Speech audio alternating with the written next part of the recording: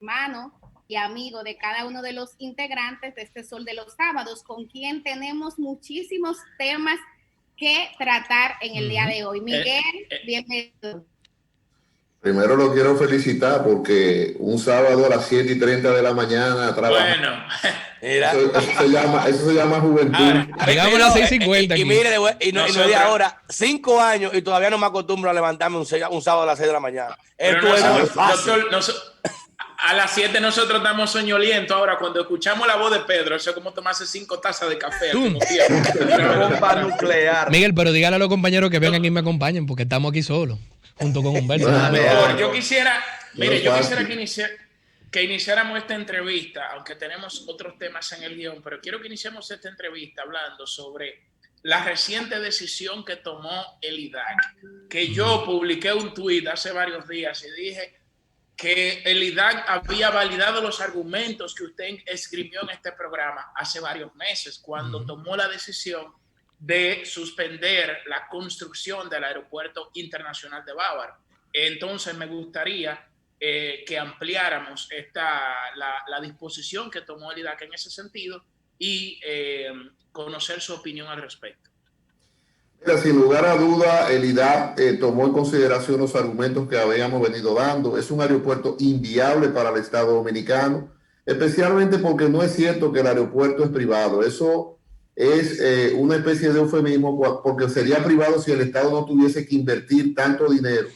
Por ejemplo, para que se haga una idea, los equipos de radares de cualquier aeropuerto de la República Dominicana están sobre los 20 o 30 millones de dólares. Ahí estamos hablando de 1.500 millones de pesos. El tema de la migración como tal, los equipos de migración serían unos 10 millones de dólares más. Ahí estamos hablando de 2.000 y pico de millones de pesos. Los temas de sanidad, que son maquinarias especiales para detectar que no se estén llevando productos agrícolas al extranjero o entrando productos agrícolas, que ahora con el tema de la bioseguridad estamos hablando de 20 o 30 millones de dólares más. Cuando usted se ponía a calcular lo que costaba el aeropuerto de Bávaro para ponerlo a funcionar al Estado Dominicano, estábamos sobre los 5 mil millones de pesos. Si a eso usted le suma que el Grupo Abrisa logró lo que no había logrado ningún aeropuerto, una concesión por 5 años, sin impuestos, sin pago de impuestos, vía el Confotur, que no está hecho para aeropuertos, sino que está hecho para hoteles, para otro tipo de inversiones directas, donde el Estado efectivamente es poco lo que tiene que invertir. Estamos hablando de cantidades irrisorias.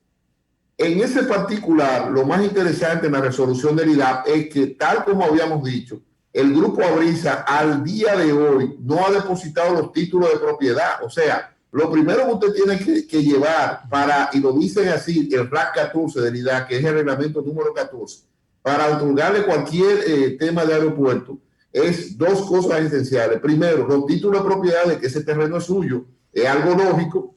Y luego el tema de que los colindantes, las personas que estén colindantes, le den la servidumbre, o sea, el uso de paso para que un avión le pase por encima a una casa o algo así. Tampoco llevaron eso. En el IDAC lo único que reposaba ese proyecto eran 3 cosas. Un decreto del Ejecutivo, unos informes de los mismos miembros del IDAC, que están todos sometidos a la pesca, porque nadie es tonto. O sea, nadie en este país es tan tonto para ver un informe donde el mismo informe dice que para él dar la autorización se necesitaban 17 estudios adicionales. Nadie es tonto de este país y están sometidos a la pesca. Y en tercer lugar, la autorización del 11 de agosto que es del 2020, que es la que revoca el señor Camaño cuando dice, bueno, pero aquí hay un problema. Aquí no hay nada. Este es un expediente que lo único que reposa es el estudio de Abrisa para que se le dé un aeropuerto. Nosotros somos consones con esa decisión. Vi al doctor Esquea muy activo. Me gusta que esté activo. Pero tengo que decir al doctor Esquea que el recurso que está utilizando, la retractación, era un recurso del año 1983 que ya no existe en la ley dominicana. Eso no existe. Y efectivamente, cuando él notifica y mete presión, denota un desconocimiento total del sector aeronáutico. Pero ellos eligieron su vía. Nosotros vamos a seguir la nuestra y efectivamente ese conflicto se va a agudizar en estos días, porque de lado y lado estaremos poniendo argumentos a la opinión pública sobre un ente muy importante que hay que tomarlo como un plan primero de desarrollo del país y luego de seguridad nacional. O sea, se necesita un aeropuerto ahí. No, aquí se necesita un aeropuerto en Miche, aquí se necesita un aeropuerto en Pedernales, porque fomentar un espacio, el que fuese, es fomentar un espacio no como ahora. Bávaro está no es desarrollado, no, Bávaro está sobresaturado. Ustedes pueden ver la diferencia entre Punta Cana y Bávaro. Cuando ustedes van a Bávaro se dan cuenta de que hasta el plan de ordenamiento territorial ahí va a ser difícil de implementar. Entonces, este es un tema. Si a eso le sumamos finalmente de que el aeropuerto no tiene ni siquiera autorización de uso de suelo por los ayuntamientos de Higüey, entonces no sé efectivamente cómo se otorgaron esas autorizaciones, pero para eso está la ley.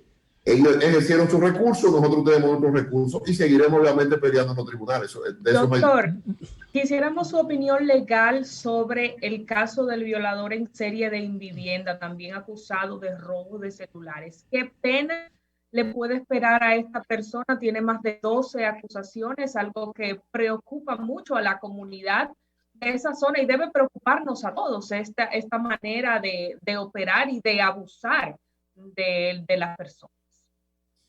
Mira, el tema de los violadores en serie, no hay duda de que son temas de criminología pura y dura, donde hay que ver las causas que llevan a ese personaje a que viole constantemente a mujeres en el sector. Esos son casos muy peligrosos porque efectivamente a eso se le llaman depredadores sexuales. Ya ahí no estamos hablando de una persona que aisladamente se vuelve loco una noche, se toma un trago y fruto de esa locura del momento, tal vez agrede sexualmente a una mujer. No, aquí estamos hablando de una persona con ciertas patologías o sociopatías que lo llevan a delinquir constantemente y que hace de su actuación y de su hábitat una situación normal el agredir sexualmente a una mujer. Vi que la policía lo atrapó y que será sometido y efectivamente tendrá que ser sometido por violación sexual, por barbarie también, porque hay un delito que se llama actos de barbarie en el Código Penal, por crimen seguido de crimen, en el sentido de que si robaba, si en adición a la violación robaba, y eso estamos hablando de 3 años de prisión. Incluso, doctor, hay otro implicado, que alias el Chino, junto con esta persona apresada, que tenían toda una red de robar los celulares y entonces el Chino los recibía, los revendía y ahí tenían todo un esquema. Ahí le cabría entonces también alguna otra tipificación. Ser un negocio. Mira, nadie aprende sucio en cabeza ajena y yo me acuerdo de una situación caótica en mi casa, de un asalto a mano armada. A partir de ahí obviamente la casa cambió, seguridad 24 horas, circuito de cámara, la pared es muy elevada, todo lo que uno tiene que hacer para poder resguardarse en su vivienda. Y la sorpresa mía fue, pero no lo pude atrapar con la mano en la masa, pero los policías me dijeron, mire, eso está en una compraventa, en esa compraventa hay que está todo ese oro y todas esas cosas que se robaron de ahí, porque el padre de mi señora, que murió hace mucho tiempo, precisamente tenía joyería y con lo cual la herencia de mi señora prácticamente fueron muchas joyas. Se robaron todo, o sea que ya no queda nada en la casa para que no vayan otra vez. Y uno sabe que eso se funde y se vende. El negocio de la compraventa es un negocio que el día que la policía lo pueda regular y controlar, se van a acabar más del 75% de los robos en la República Dominicana, porque efectivamente las compraventas en una gran mayoría están en compinche, en componenda con los delincuentes. De hecho, para que se haga una idea, pero eso hay que saberlo, por eso yo digo que no hay cosa tan rica como la práctica, de que la compraventa en algunos barrios del país tienen 2 puertas, una para los delincuentes, que no entran nada más que ellos, y otra para la gente y empañar la cosa. Por lo que están empeñando televisión y cosas de esas, no es que esté el dinero real está en la puerta trasera, donde efectivamente se funden prendas y todo lo robado se vende por ahí. O sea que aquí hay un negocio, no es cierto que los compraventeros no saben quiénes son los ladrones habituales, no es normal que usted vaya todos los días con prenda a un lugar o con televisión, o sea, eso debe levantar las alertas, con lo cual los controles de la compraventa de Susi, no hay duda de que ahí hay un tema que hay que analizar, estudiar y ver cómo se regula. Hay forma de regular el crimen, por la oferta o por la demanda, no hay más. Y obviamente, para mí, la política de oferta en países pobres como estos no va a ser eficiente porque siempre va a haber necesidad de que el Estado no va a poder llenar ni siquiera la empresa privada. O sea, nosotros somos un país que cuando usted se mueve se da cuenta que es un país en desarrollo, pero ahora con esta pandemia y eso lo habíamos hablado, creo que con Julio Alberto y Ernesto una vez. Sí, lo habíamos hablado. Se iba a subir, o sea, era imposible que ante un tema de desempleo crítico, no culpa de ningún gobierno, ni del que estaba ni del que está, sino un tema de desempleo crítico porque están cerrando negocios. Nosotros en la oficina, en el ámbito laboral, en el ámbito social semanal, lamentablemente se están cerrando empresas o se están despidiendo trabajadores semanal. Eso es una realidad. Eso es así. Eso no es que lo estamos inventando. Entonces, ¿cuál es la única forma de controlar la delincuencia? Obviamente por la demanda. ¿Quiénes demandan la prenda? Entonces, ahí es que tiene que tener los controles, porque eso no es tan difícil. Doctor. Se quiere hacer loco. Y aprovechando su presencia acá para tratar diversos temas, todos muy importantes, todos muy interesantes. Bueno, recordamos a los amigos que se ponen en sintonía con nosotros desde hace poco tiempo que estamos conversando con el doctor Miguel Valerio, prestigioso abogado penalista dominicano. Hemos hablado esto también, Miguel, en este espacio, que es el tema Odebrecht. Y creo que yo mismo te hice la pregunta sobre si era posible ampliar no el espectro, la cantidad de hombres y mujeres que están siendo procesados, la cantidad de ciudadanos. Y me gustaría también saber, Miguel, si se pudieran revisar aquellos expedientes que fueron archivados de manera provisional en un principio y que luego nos enteramos prácticamente de sorpresa que el archivo fue definitivo. En esas dos vertientes me gustaría eso fue lo más extraño del mundo. Esta respuesta. Como muchas cosas porque que se dan en el archivo que cuando se dio la información desde la Procuraduría pasada fue un archivo provisional y de repente salió ahora. Se transformó, ¿verdad? Entonces, a ver, Miguel, ¿cómo entender esto? ¿Cómo digerir esto tan complejo? Mi amigo Jean Alain Rodríguez, que éramos compañeros de la universidad, entramos el mismo día y salimos el último día juntos. Obviamente esa amistad chocó en el ejercicio, no en lo personal, porque obviamente yo soy un abogado eminentemente defensor, ¿no? Ese es mi rol y yo lo juego a cabalidad. Mira, en primer lugar, el problema de esos archivos es que esos archivos se hicieron de manera secreta y eso ya de por sí trae un problema. Si se hubiera hecho público, o tal vez no había ningún problema.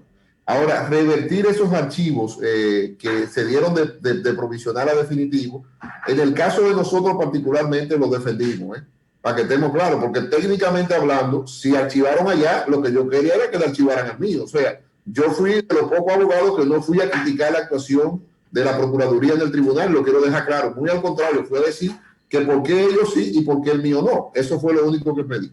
Ahora, sobre el tema técnicamente hablando, esos archivos están impugnados. El día 27 hay una audiencia, habría que ver qué pasa en esa audiencia. Los archivos se pueden revertir, pero, por ejemplo, el Ministerio Público no podría ir a esa audiencia a pedir que reviertan esos archivos, porque fue el que archivó. O sea, tú no puedes, después que tú tomas una decisión como Ministerio Público, sea Juan Pérez, y después le toca a Pedro Trucutú, debe haber continuidad. La función. Ahora, el que impugnó el archivo sí tiene derecho, obviamente, a reclamar. Mire, aquí hay un tema neurálgico que yo entiendo que esos archivos no analizaron. Por cierto, esos archivos al que se lo dieron no se lo dieron correctamente. Son unos archivos muy mal motivados. Son situaciones que un técnico no hubiera hecho ese trabajo. Sinceramente se lo digo. O sea, son archivos malos. O sea, son esos documentos que benefician a tu cliente en un momento determinado y tú tienes que sentarte y decirle, mira, ese documento lo van a revocar, ese documento es revertible porque no tiene los elementos necesarios. Ahora, en ese juicio del 27 de este mes, en esa audiencia habrá que determinar quiénes impugnaron esos archivos, si tenían la calidad de querellante antes. O sea, es un sinnúmero de temas técnicos que habrá que evaluar, pero el Ministerio Público va a tener que ir a defender su archivo porque es el mismo Ministerio Público que lo otorgó, no cambió, ¿no? O sea, aunque estamos cambiando en todo, es el mismo Ministerio Público. O sea, no podemos decir que este es el Ministerio Público pasado y este es el Ministerio Público independiente, que ustedes saben cuál es mi posición del tema de la independencia. O sea, es el mismo Ministerio Público, con lo cual se va a evaluar, se va a analizar y entonces en ese momento se decidirá técnicamente si procede a revocar el archivo. Esa decisión a cualquiera de las partes que se la dé tienen derecho a apelarla, es decir, ahí a la Corte de Apelación a reclamar su derecho, sea al que impugnó o sea al impugnado. Y finalmente, por mi parte, Miguel, eran dos preguntas. Yo sé que no es muy bueno ni recomendable en comunicación hacer 2 preguntas porque usualmente la última suele matar la primera. La primera pregunta era si crees que se pudiera ampliar el expediente. Si no son todos los que son, ni son todos los que están. O sea, ¿tendría la Procuraduría dicha potestad? Esa frase funesta. Por eso lo citamos, una frase terrible. Esa frase va a quedar para la historia del procurador Jean Alain Rodríguez. Sí, lamentablemente. Porque ni eran todos los que estaban, ni son los que tenían que estar. O sea, que ahí eso era una locura. Según el expediente que está cursando la justicia, que todo el mundo sabe que ese expediente es una porquería y que ese expediente está cegado. No lo digo yo, lo dice la procuradora y lo dice la ex jueza Miriam Germán. No lo estamos diciendo nosotros. O sea, yo no sé cómo ahí van a condenar a uno de esos elementos, pero estamos en Alicia y este es el país de las maravillas. ¿Qué ocurre en términos reales? Los que no se han investigado, obviamente que el Ministerio Público tiene todo el derecho de investigarlo. Eso que se llama Odebrecht 2.0. No hay duda que el Ministerio Público tiene la obligación de investigarlo porque en el mismo expediente, para que usted se haga una idea, dice muy claro de que los sobornos fueron hasta el 14. Hasta el 14. De hecho, el otro día leyendo la acusación, de la cosa más absurda que yo he visto en mi vida, que se empezó a leer la acusación esta semana, fue que se hablaba de que Víctor Díaz Rúa estaba en el 2003 y estaba después del 2012. Y sabemos que, por ejemplo, Víctor Díaz Rúa ni estaba antes del 2004, ni estaba después del 2012. Después del 2012 había otro ministro de Obras Públicas, que ese ministro de Obras Públicas tendría que responder con lo que pasó del 12 al 14. Pero Víctor Díaz Rúa, para Jean Alain Rodríguez, era el culpable favorito. O sea, todo lo que pasó en este país fueron Víctor Díaz Rúa y Ángel Rondón. Aquí no hubo más nada en ese tiempo.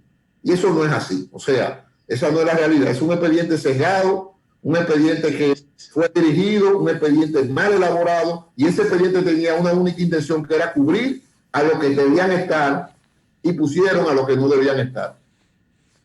Bueno, doctor, gracias por haber compartido estas informaciones con nosotros. Faltaron otros temas que lo dejaremos para otra entrevista porque ya usted es parte del equipo del Esto es suyo.